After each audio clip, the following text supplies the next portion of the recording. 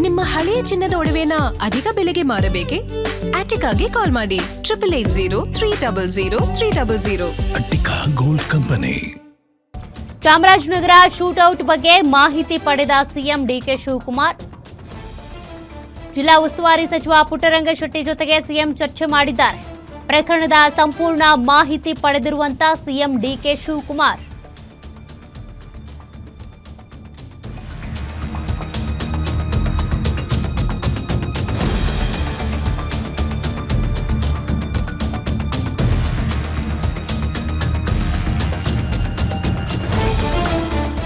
ಶೂಟೌಟ್ನಲ್ಲಿ ಮೃತಪಟ್ಟವರಿಗೆ ಪರಿಹಾರ ನೀಡೋದ್ರ ಬಗ್ಗೆನೂ ಚರ್ಚೆ ಮಾಡಲಾಗಿದೆ.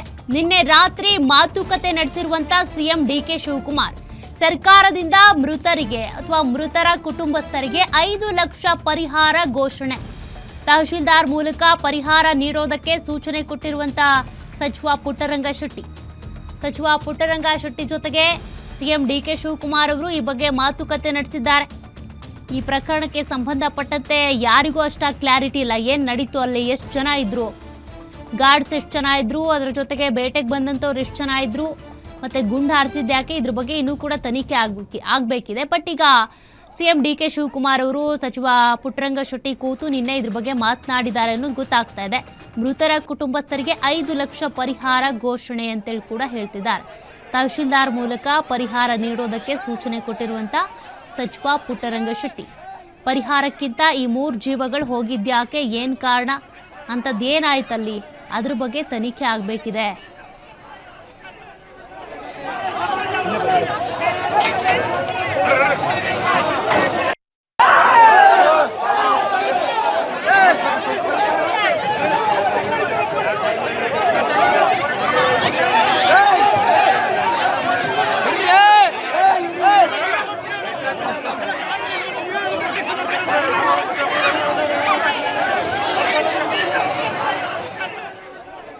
ನೋಡಿ, ಒಂದ್ ಕಡೆ ಹನೂರಲ್ಲೂ ಕೂಡ ಉದ್ರಿಕ್ತ ಗುಂಪೇನಿದೆ, ಸಾಕಷ್ಟು ಗಲಾಟೆ ಮಾಡ್ತಿದ್ದಾರೆ, ಆಕ್ರೋಶ ವ್ಯಕ್ತಪಡಿಸ್ತಿದ್ದಾರೆ. ಕಾರಣ 3 ಜೀವಗಳು ಬಲಿಯಾಗಿದೆ.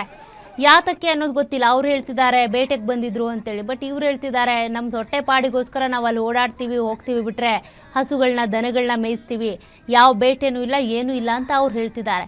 ನಿನ್ನೆ ಸ್ವಾತಂತ್ರ್ಯ ದಿನಾಚರಣೆಯ ದಿನವೇ ಈ ರೀತಿ 3 ಜೀವಗಳು ಬಲಿಯಾಗಿರೋದು. ಎನ್ಕೌಂಟರ್ ಮಾಡುವಂಥ ರೈಟ್ಸ್ ಇವರಿಗೆ ಯಾರು ಕೊಟ್ಟಿದ್ರು ಅನ್ನುವಂಥ ಪ್ರಶ್ನೆ. ಅದರ ಜೊತೆಗೆ ಮತ್ತೊಂದು ಕಡೆ ತನಿಖೆಗೂ ಕೂಡ ಈಗಾಗಲೇ ಆದೇಶವನ್ನು ಹೊರಡಿಸಲಾಗಿದೆ. ಮ್ಯಾಜಿಸ್ಟ್ರೇಟ್ ಮೂಲಕ 1 ವಾರದ ಒಳಗೆ ತನಿಖೆ ಮಾಡಿ ರಿಪೋರ್ಟ್ ಕೊಡಬೇಕು ಅನ್ನುವಂಥ ಆದೇಶವನ್ನು ಹೊರಡಿಸಿದ್ದಾರೆ. ಬಟ್ ಆ ಮೃತ ಕುಟುಂಬಸ್ಥರ ಆಕ್ರಂದನ ಅಂತೂ ಮುಗಿಲು ಮುಟ್ತಾ ಇದೆ. ಅವರವರ ಕುಟುಂಬಗಳಿಗೆ ಅವರೇ ಆಧಾರ ಸ್ತಂಭವಾಗಿದ್ದರು. ಈಗ ಅವರನ್ನು ಕಳ್ಕೊಂಡಿರುವಂಥ ಕುಟುಂಬಸ್ಥರು ಪಾಪ ಕಣ್ಣೀರಿಡ್ತಿದ್ದಾರೆ. ಇದಕ್ಕೆ ಸಂಬಂಧಪಟ್ಟಂತೆ ತನಿಖೆಯಲ್ಲಿ ಏನೆಲ್ಲ ಮಾಹಿತಿ ಹೊರ ಬೀಳಬಹುದು, ಅದೇ ಕುತೂಹಲಕಾರಿಯಾಗಿದೆ.